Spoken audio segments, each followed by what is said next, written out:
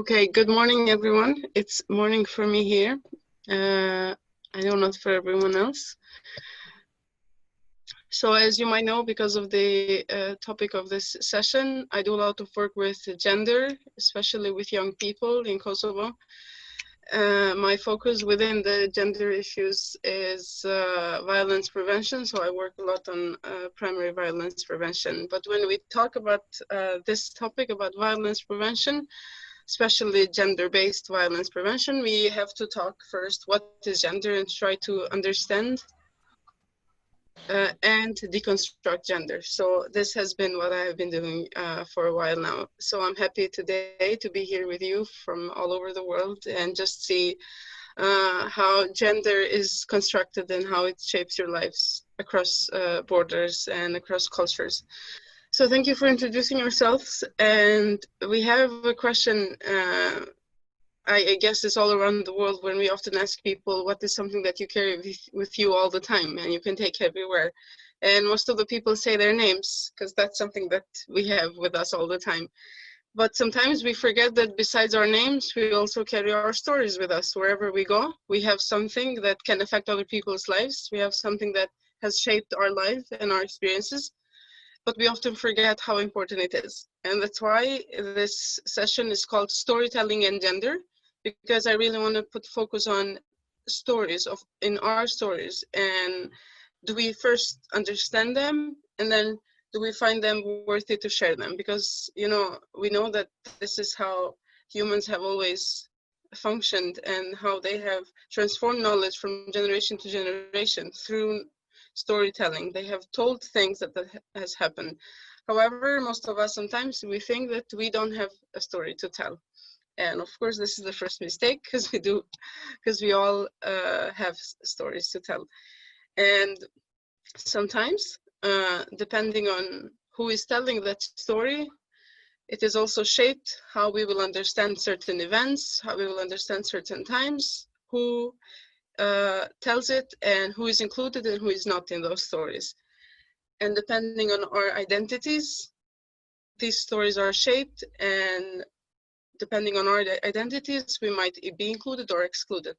Unfortunately, because of one of our major, identity, which is gender, sometimes because of our gender, some stories are constructed differently. So just to understand this connection between gender and our stories, and just to understand how we can tell stories precisely based on our gender and because of and how our experiences might be shaped because of our gender, today we will start with some simple exercises to just first try and explore our identities and understand them, and then move on to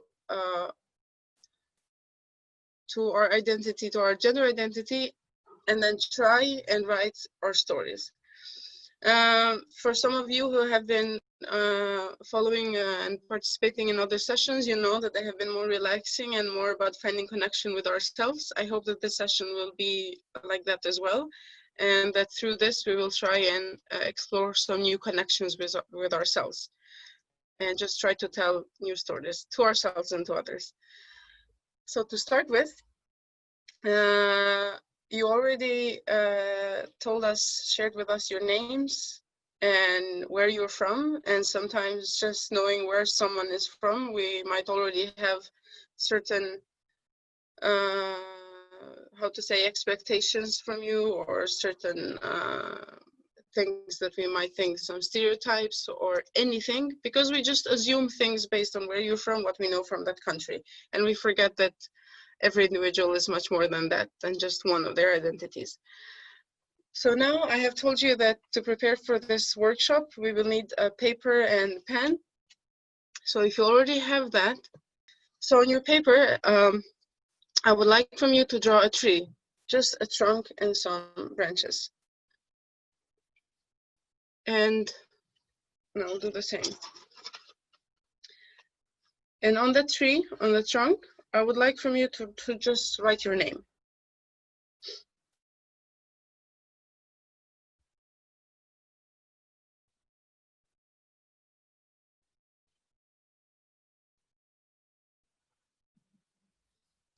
can be something like this.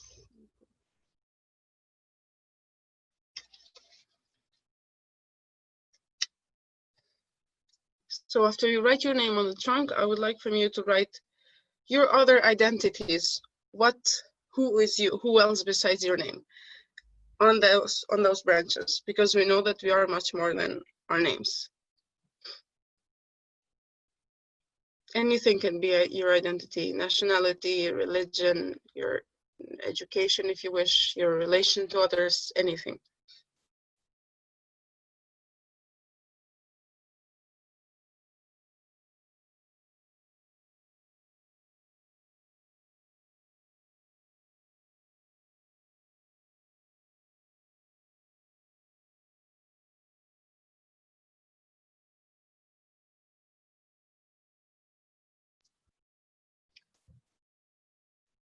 Is everyone done? Thank you for doing this. I have the first question. First of all, how does your tree look right now? Mine is like this. So here's my name, but then here are my, yeah.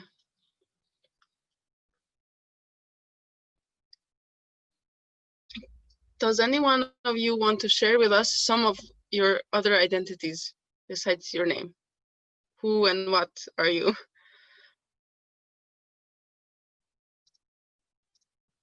Yes, Lerdona? I've written some things and I'll share them with you. Some of the things that characterize me most of the time are kind, caring, impulsive, empathetic, and I also wrote woman and Kosovan. Mm-hmm. Thank you. So I will share something from mine. And it's interesting because this will also lead us to my next question. I wasn't aware, that all of our identities, how to say, play a role at certain times, at certain contexts. And as I lived, I discovered that new identities matter and that, shape my experiences. For example, while I was living in Kosovo, it was never as important to me the fact that I was, Albanian or that I was white, as much as it mattered when let's say I was studying in the US. There, I understood how much that I was European, something that I have never felt myself, because, living in Kosovo, we are a small country that has no relation whatsoever with Europe, even though geographically in Europe. But in US, I was European. And in US, I was white.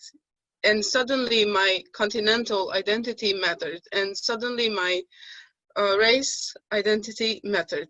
And suddenly, because my family are Muslim, my religious identity also mattered. So all of this came to shape my experience there. And then something that most of the time we don't even notice is how our gender identity shapes our experiences and our relation to others. Because people look at you as, let's say, a woman or a man or transgender or based on your any gender identity. And they have certain assumptions about you, your role, and certain expectations. And this same thing happens with all of our identities. Unfortunately, some identities we might, how to say, build, fortunately, build ourselves, and some others are given to us. And even though we might not want them, sometimes we have to deal with the consequences of those identities. So this was all about identities and trying to explore ourselves and who we are. And also, I think it is important to understand that not all identities matter at the same time. Sometimes it doesn't matter if you're a woman or a man in certain contexts, but sometimes that's exactly what it matters. Sometimes it doesn't matter if you're young or old, but sometimes that's exactly what it matters if you're young, or if you're white or black or brown or any color. Sometimes that's exactly what it matters, and especially now when we're seeing what is happening in the US. It's all about racial identity. So this is how our identities play a big role in our lives. and how other people perceive us and sometimes even treat us. To move on now, because we have already, how to say, explored our identities and tried to understand how we are built somehow. I have another question for you. I would like you just to think when you first understood, like, for one of your certain identities. As I said, for me, that I was European and white, or the first time it mattered and I understood that was when I was living in the US. Otherwise, in Kosovo, I would always just be, one of others, not an outsider. So when is the time when you understood for one of your identities that it mattered, something that you haven't thought about it before, something that kind of changed the way you see yourself and you position yourself in the context where you were? Perhaps, yes, Lirdona? Okay, so my kind of exploring my identity relates very much to yours, maybe because we live in the same country, and it's anytime you want to travel somewhere or visit someplace, you cannot go there because we have no visa. So this is where our country come from matters. So our geographical area is very important. And also when it comes to education and employment and some other stuff, this is where our gender identity is very important, because we still know the stigma and that exists about certain genders here in Kosovo, and the patriarchal mentality. So there are some specific stuff that up to a certain age you don't understand that it really matters, but when you face some challenges or some certain issues, then you understand that there are some things that you didn't pay attention to before, but they really matter, and they really have a great impact on shaping the way you live and you behave and all other things, because there are some things that do not depend on you and that are kind of imposed to you. So that's how they help you shape your identity and understand who you really are, and all of your other identities come to question at one certain point. Thank you, Lirdona, for sharing this. Anyone else? I grew up in Ireland, like I said. In Ireland, I'm just a normal average height. And by chance, I came to Holland and I started studying there. It wasn't really like in the cards. And I went to study biology in a place called Wageningen, which is very Dutch in a way, because that's where, if you go to Amsterdam, it's obviously a cosmopolitan area and other places, but Wageningen is very Dutch in a way. And I arrived and my God, everybody was so huge. I mean, I never realized I was small until I came to Wageningen, and I really had a complex about it for many years. And the funny thing is that as soon as I got to Amsterdam, I was like normal again, average height, and I kind of dropped that. And nobody ever looked at me anymore as being small, whereas in Wageningen, it was just, I realized I was small compared to them, the context. So I started acting small as well. So in a way, it kind of really got into my DNA that I was small. And as soon as I went to Amsterdam and I was just normal and I left the complex, I was never seen as small again. So the whole identity thing really got into every fiber of my body, and I became small in every way, as it were. Thank you so very much for sharing that. And you also pointed out something that is extremely important for us to understand. What privilege do we have because of our identities, and how, in what ways we are... Okay, yes. I've been always very focused on my identity as an Estonian and as an Eastern European. But I remember one particular instance when I was sitting at a table with my parents on one side and with my host parents from France after a year abroad who came to visit me in Estonia. And I was literally translating the languages, but also the cultures with the French family living on one side of the Iron Curtain and the Estonian on the other, at the same time, not knowing what was happening in the past 50 years, not knowing in detail or enough depth. So I was translating their emotions to each other, and kind of since that moment I felt of myself as a bridge, of that connector, of bringing different cultures together and being there in between, being okay with not being fully Estonian maybe, but still feeling the pride in that element and the peace with it as well. That's all. Thanks. Oops. Thank you, Maria, for that. Okay, if Emma is has raised his hand. Yes. Yes. Sorry. Okay. Yeah. So hi. I just want to share mine. Okay. So parts of my identity. I'm Nigerian and a woman clearly, and a doctor. So I mean, all of those kind of clash for me, especially coming from where I come from. So of course I was born Nigerian. It wasn't a choice, but growing up, I mean, we're all aware of many of the identities that are associated with being Nigerian. So I mean, we kind of get stigmatized. I mean, the whole country is looked at in a particular light.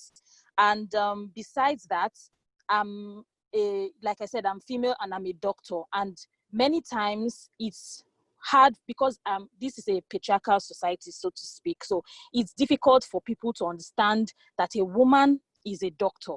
So I sometimes I get this look like, okay, maybe I'm talking even within my society here. If I'm talking to someone and, okay, what do you do? I'm in the health sector. Oh, you're a nurse.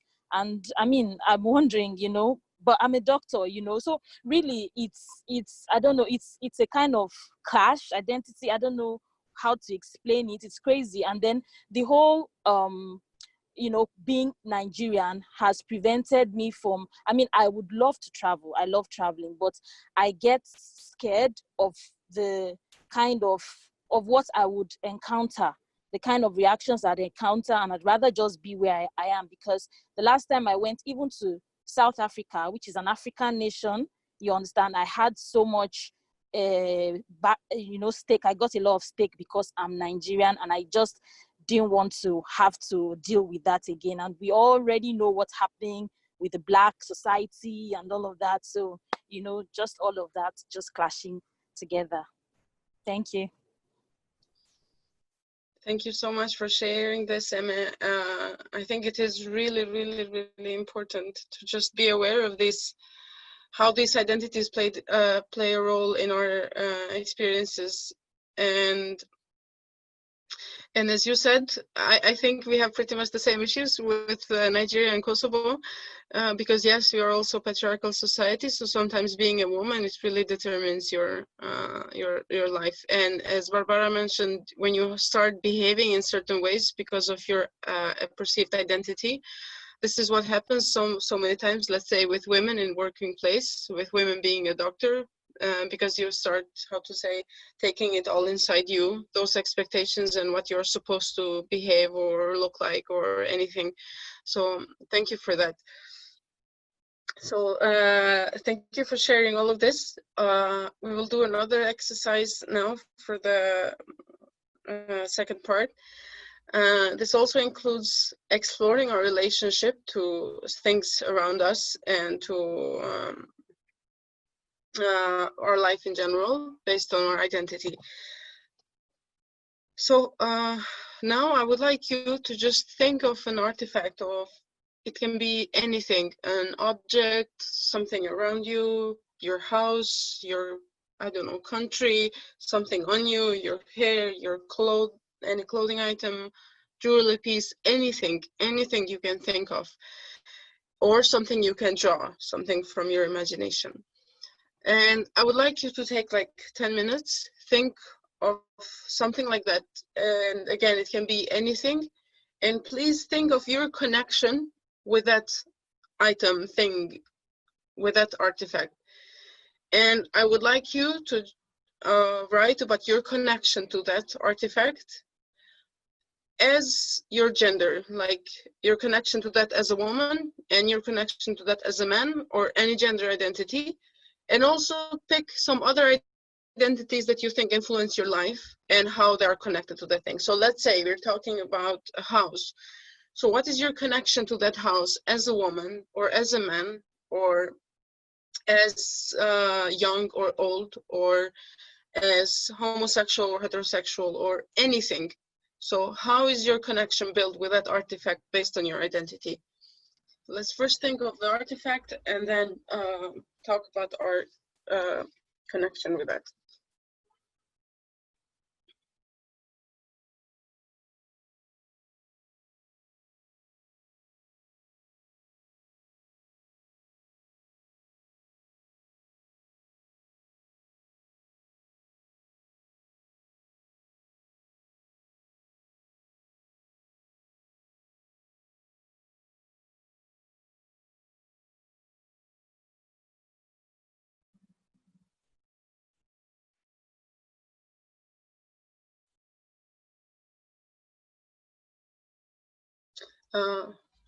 Hopefully, if I'm not disturbing while you're working on that, I would like just to share something. What I really love about storytelling and just understanding why it's important to tell stories is because you start thinking about yourself and your experiences as an outsider. Because often when we live our lives and what we live and our experiences, we often take them as, you know, normal, as given. This is who we are, this is how we are, this is how things work. But then when we start thinking as an outsider, we suddenly see why things happen in the way they do, like how they are affected by, you know, outside things, how our identities, you know, affect them. And it's interesting because then you start to understand yourself better. You start to sometimes forgive yourself for certain things.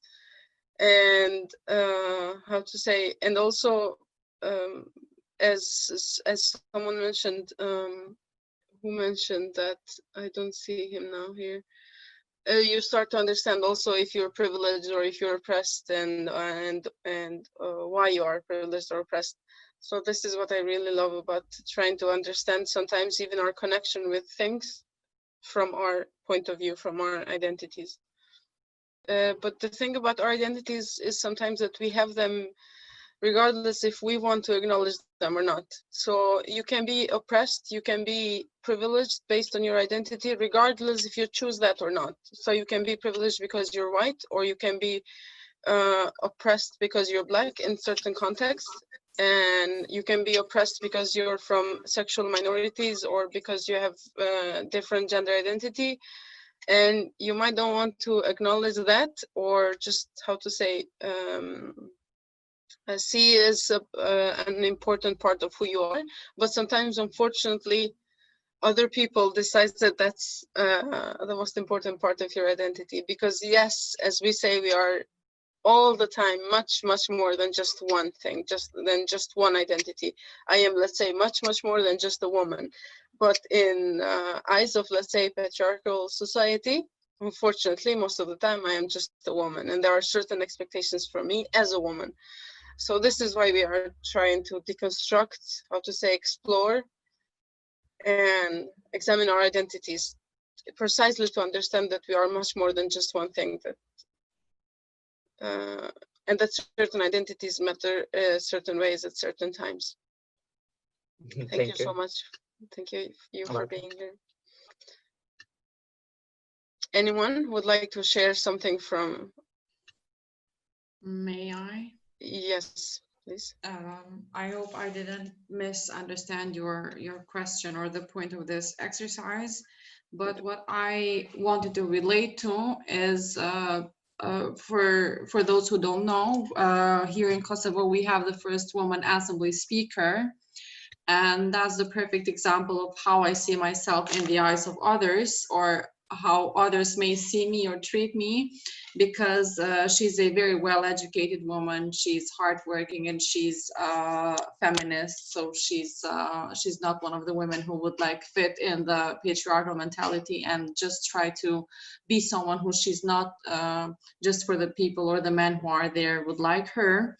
So I've just put some bullet points, and I will try to explain what I relate most to her, and how do those things apply to my daily routine as well. Because due to the mostly the previous assembly speakers, unfortunately, most of them haven't been like well-educated men or people who understand from politics, but just because they're powerful and come from some big political parties, they had the chance to be assembly speakers. And now it's the whole opposite, because besides being well-educated and hardworking and stuff like that, she also tries to respect all the rules and the policies, the assembly policies there. And most of the time she's being considered by not just by the men assembly members, but from some women as well, and the society in general. She's considered as ignorant, aggressive, biased. And most of the interviews that I have watched, besides others, she's first being asked about how can she find a balance between her life as a mother and as a wife and her political profession and stuff like that. So all of them, we're trying to point out that her major identity, her first and most important identity, is being a woman and taking care of children, and the cliche gender identities that are given to people. So she's kind of a mirror of how women are seen in our society. And by seeing such examples in media almost every day, I have come to understand that and there are some other examples in the media as well, that whenever you're decisive and you're educated and you're like, you know what you're doing, there are people who are like afraid from you and they try to attack you in different ways. And we had the last example, it was on Friday night, when a man tried to even physically attack her just because she warned them to be quiet, otherwise she would send them out of the assembly hall. So this is what I relate most to her and to most of women who are like voiced in politics or in whatever else, whatever other field, because this is whenever we have some activities, some street activities as activists, be it on women rights or LGBT community rights or whatever activities that we have, we are labeled the worst things possible, and we are treated as nothing. And there are several comments that come to us, and people even threaten us. So this is where I came to understand that the more voiced you are, the more you fight the patriarchy or the mentality, or you try to convince people that you don't want to fit to the gender roles that they are trying to give you, or you don't want to take the roles that the society has taken for granted, that you will respect them, the more you will be challenged by others, and you will be like pushed to tell people that I'm not the one who you want me to be. And this is the exact case with the assembly speaker that we have now. She's being labeled several things just because she is who she is, and she doesn't want to fit to the patriarchal mentality and follow the rules the men have set for years here in Kosovo. Thank you so much for sharing all of this, Liridona. And even though we work together, it's interesting to hear stories like this from this perspective. Yes, definitely our parliament speaker, she can be so many other things, but when she's in parliament with those men, she's mostly woman. Anyone else?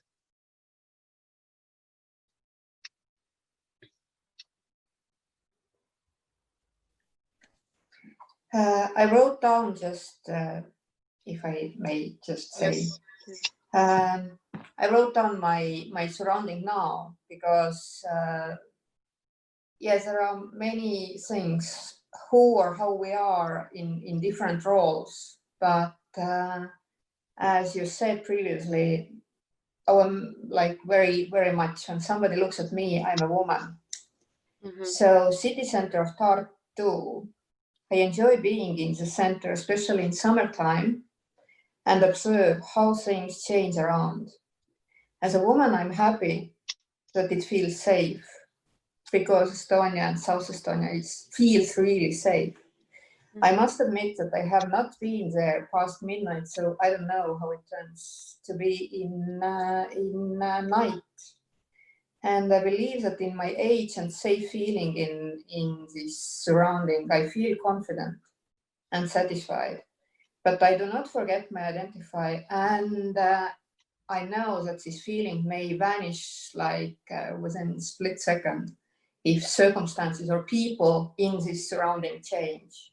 But generally, my feeling is safe and good in that particular place.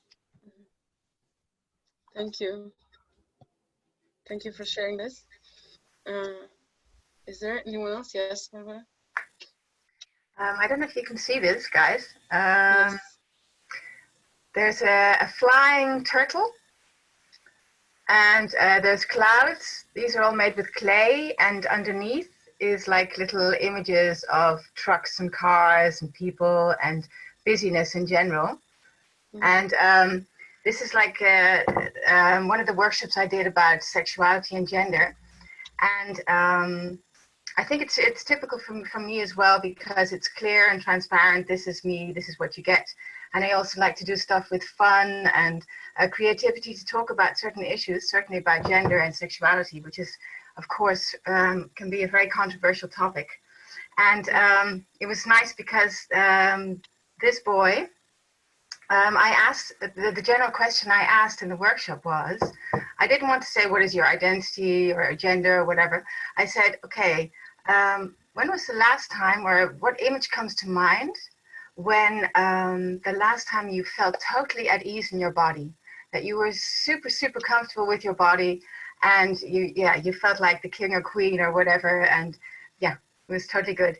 And this one here was a flying turtle. He had had a dream, and he saw himself flying as a turtle in the clouds, and he was escaping all the busyness and everything from daily life in general.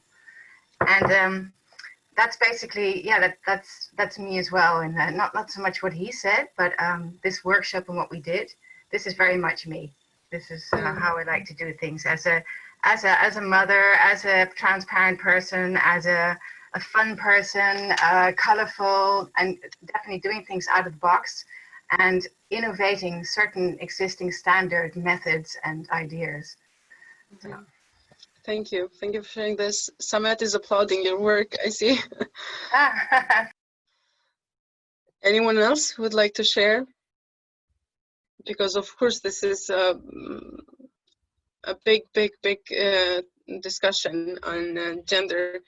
And this is something that sometimes we do, you know, for days and days, for workshops for like 2-3 days. And we try to just, how to say, start a conversation and just to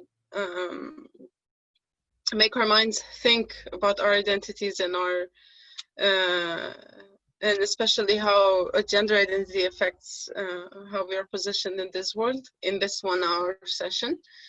But I would love to hear from anyone else, just to share with us, how did you find yourself connected with something around you, or something on your, just anything based on your identity? Yes, Debashri?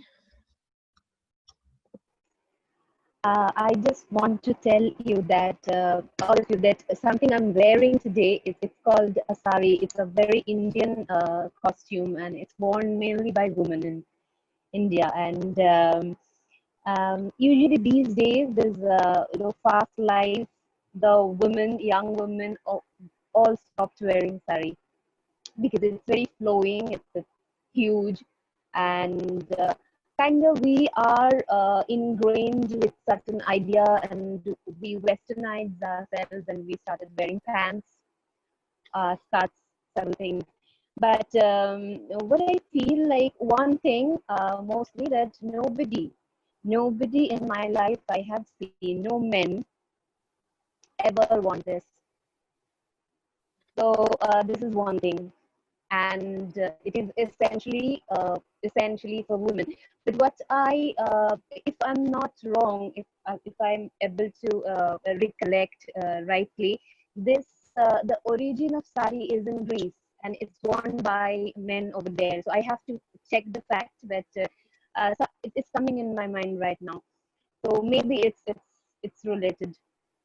And apart from that, what I'm feeling that this aversion towards sari is actually first of all that whenever I myself as a woman is getting into roles of men in our day-to-day life, because in India there are certain gender division, and roles also are very different for men and women.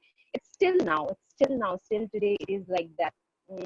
Maybe not so much in urban area, but non-urban areas, it's extremely the gender roles are divided. So the more male roles I am taking up, I'm feeling myself comfortable wearing pants than a woman costume, especially sari. This is one thing, but the impact of this decision or impact of this mindset is actually, damaging the tradition, damaging the earning of the artisans of this particular industry. Is this cottage industry is getting thoroughly smashed, because we are no more wearing sari, we are not promoting sari anymore. So these are the two areas that I feel very, and also sari, especially cotton ones. And cotton sarees we in this part of our country we use because of the environment and the availability. So this is also a sustainable choice. We are also coming out of that aspect when we choose non-cotton dress materials. So I think we must also come back to this side when we choose our costumes, when we choose our roles as well. Yeah. Thank you so much for sharing this, Debashi. Yes, definitely clothing is still very, very gendered, item thing, especially in some cultures. In some others, not so much anymore. But I think it's good to go back and see how this affects different cultures, people of different identities in different cultures. So I just wanted to share maybe mine, because I wrote something. The first thing that came in my mind, because I am having tea and I was thinking about tea, and tea, it's a really big thing in Kosovo. And there's an interesting thing, because growing up, you would always see, women serving tea, men drinking tea. There are certain rituals about tea, when you drink it, how you drink it, and in what glasses you drink it. So it's a really big thing. And it was interesting for me when I first started thinking about tea, from this outsider perspective, just seeing it, how it shapes our roles within our families. Because in typical Albanian family, girls are those who have to serve tea 3 times per day, most of the times. And it was interesting to see this connection of my gender and tea in general. Because for men to serve tea, it's something, unthinkable in our culture. So yeah, that was just a small thing that I could think of, just how tea and our gender identity are connected, because it has nothing to do with the ability to serve it or to make it or to drink it, because everyone can make it, everyone can serve it, everyone can drink it. However, who drinks it, where, and who serves it, it's very much gendered. I think Sanjuk is back. Yes. Sanjuk, can you talk now? Yes. No, I think now we can hear you. Yes. Thank you. I think I'd like to share the 2 things. First is how I used to think, and second is how I think right now. That I'm born in a city as a heterosexual male, masculine man, and raised up in a very masculine patriarchal society. So I remember being coined as the stick that the king always hold, I don't know the exact term, the state, it's more the reflection of Leviathan that the Hobbes had, Thomas Hobbes has thought of, this, you know, the toxic masculine ideology. So I used to be like that. So the more I learn about this patriarchy and how the patriarchy is harming men especially, then I'm just looking at some of this stuff, and I just found this. I think this I don't know whether you can see it. Oh, you can only see me, right? Just a minute. Okay. This is my drawer, and it's half open. So I think that I'm open towards to learn things, and I'm open towards to unlearn things. I'm open towards to know my own privileges, and then also open towards knowing that how I can raise the views and the voices of marginalized. And I think that's half dry is me, that the half open dry is me right now. Thank you. This is so beautiful. Thank you. That's really beautiful, symbolic of how we all should be in the end. And your jar was a bit messy, and I think this is how we all are. Just messy human beings. There's a lot going on inside of us, and sometimes we need to find ways to, you know, clean ourselves, but also understand ourselves, understand that messiness. Okay, this is it, I think, for today. Hopefully we will have other chances to talk about such issues. Thank you everyone for joining us.